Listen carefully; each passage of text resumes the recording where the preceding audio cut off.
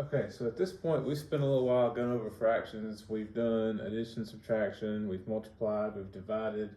We've pretty much got them on our hip at this point. So today, we're going to be talking about improper fractions and mixed numbers. And so it's the same fractions we've been working on, it's just a little bit different. So like I said, improper fractions. This is what we would call a proper fraction. The number on top is smaller than the number on bottom. It's right. Because like I said, a fraction is a piece of something. Like I said, 1/3. If I had a chocolate bar, and I had 1/3 of it, it was broken up into 3 squares. 1/3.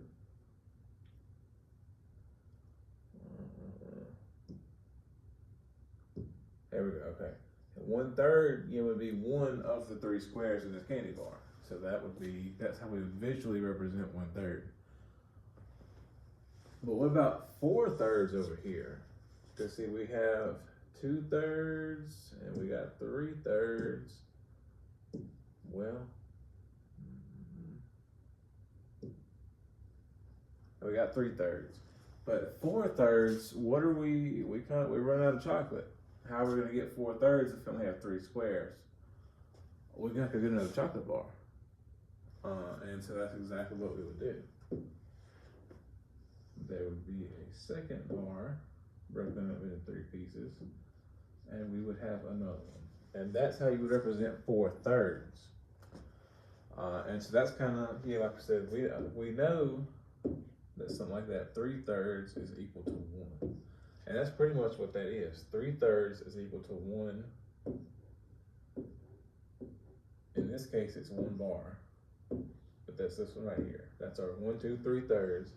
And that 4th third is coming in off that second bar. So we're breaking off a piece of the second one, combined with the 3/3 from our first one, and that's it.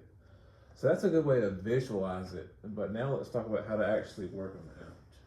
So, like I said, an improper fraction, what in the world?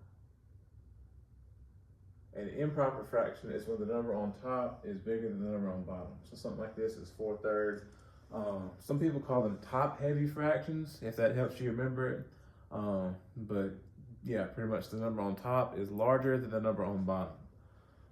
It's an improper fraction because, like I said, a fraction is a piece. So having something like 4/3 where it's more than a whole is not really a proper fraction. And so I'm gonna use the same candy bar 4/3 just throughout the lesson where we have the baseline to understand. But if we had something like that, we had broken it up into 4/3, we would visually represent it like that. But if you were telling somebody about it, you wouldn't say, well, I ate 4/3 of a candy bar. I mean, they would look at you like you were, I don't know, you were goofy or something. We wouldn't say 4/3, we would say 1 1/3 or 1 1/2 or whatever measurement. That's how we would say it. And because we kind of convert it to a mixed number when we say it. So like I said, we have the improper fraction, and so the mixed number would be something like that, 1 1/3, where there would be a whole number and then a fraction filling out the rest of it, making up the difference. And so to convert from an improper fraction to a whole number, you would just run through these 3 steps right here. You would ask first, how many times will my bottom number go into my top number? And so we would look, well, our bottom number is 3. How many times will 3 go into 4? Well, let me check real quick. Just to make sure, let me list out the multiples of 3. So we've got 3, 6, 9, 12, 15. I'll go to 5. So we've got 3, and then 6 is going to be too big. 6 is not going to work. So 3 will go into 4 once, one time. That's our 1 whole chocolate bar. That's where that comes in. 3/3 is in that 1 chocolate bar. That's our 1. And so our second question, we got our 1, we have our 3. How many are left over to make up that difference?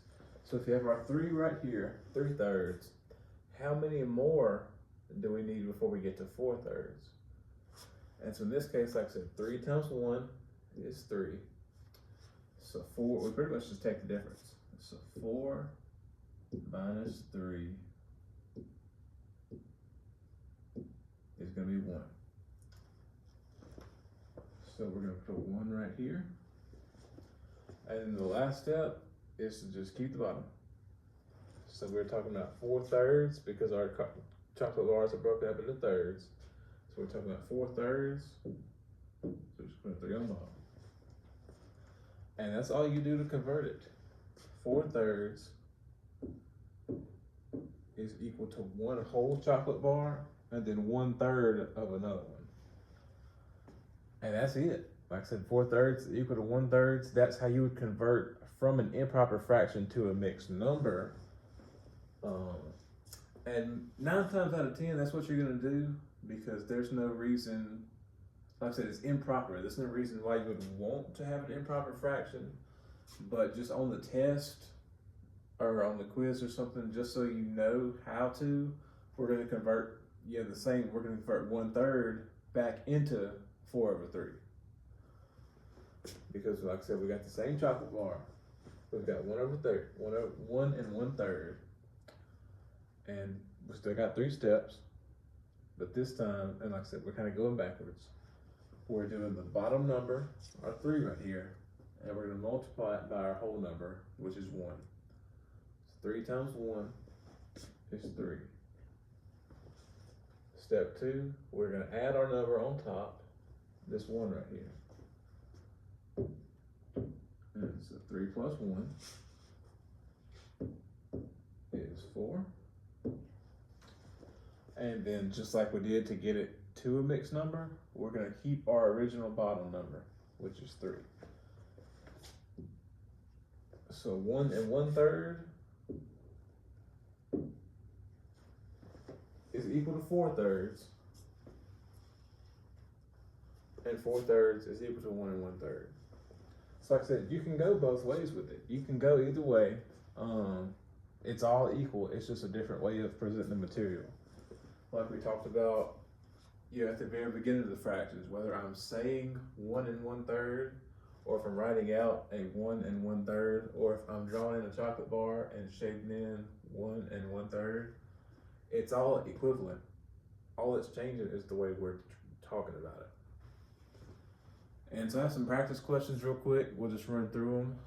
Like I said, pause the video real quick, get a sheet of paper, try them yourself, and then we'll go over the answers here in a second.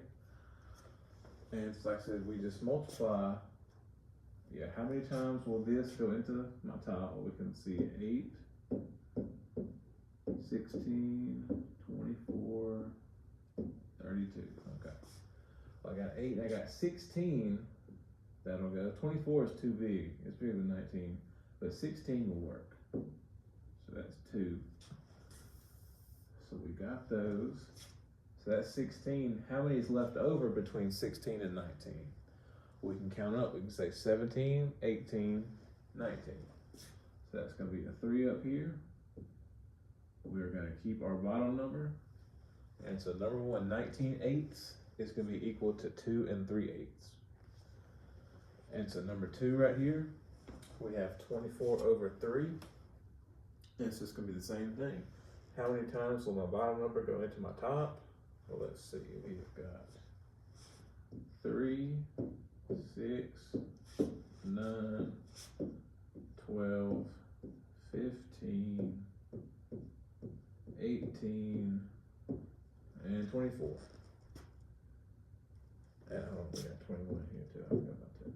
We got 18, 21, 24. And so I got 24. And that'll go to 24, 1, 2, 3, 4, 5, 6, 7, 8 times. And so that's all. That's all it would be. For something like that, where it would divide evenly, it would just be 8. 3 goes into 24 8 times. It's even. There is no fraction. There is no mixed number. It divides evenly. So for something like that, we're pretty much just simplifying. That's how you would simplify a fraction. If that's something you're still struggling with. But like I said, it's just how many times will my bottom number go into my top? Number 3, we have 2 2/5. Like I said, we take my bottom, multiply by the whole number. 5 times 2 is 10, plus our top number, which is 12. Keep our bottom number, 12/5. And number 4, again, 3 times 3 is 9. Add the top, 9 plus 1 equals 10/3.